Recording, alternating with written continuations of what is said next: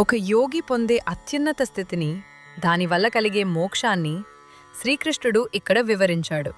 येषा ब्राह्मी स्थितिः पार्थ नैनां प्राप्य विमुह्यति स्थित्वा स्यामन्तकालेऽपि బ్రహ్మనిర్వాణమృచ్చతి.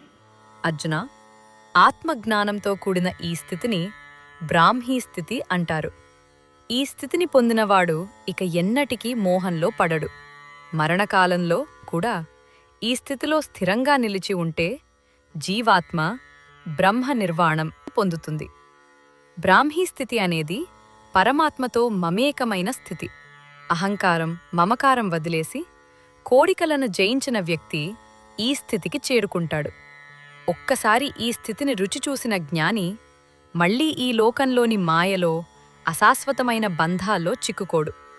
జీవితాంతం సాధన చేసిన వ్యక్తి మాత్రమే కాదు, కనీసం మరణించే సమయంలోనైనా మనస్సును పరమాత్మపై లగ్నం చేసి ఈ స్థితిని పొందితే అతను జనన మరణ చక్రం నుండి విముక్తుడవుతాడు. ఇంతటితో ద్వితీయ అధ్యాయం ముగిసింది. కాని అర్జునుడికి ఒక పెద్ద సందేహం వచ్చింది. జ్ఞానం గొప్పదా, కర్మ గొప్పదా అని.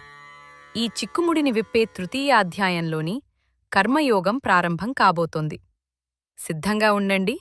ఈ కంటెంట్ మీకు నచ్చినట్లయితే లైక్ చేయండి, షేర్ చేయండి, సబ్స్క్రైబ్ చేయండి. ధన్యవాదాలు.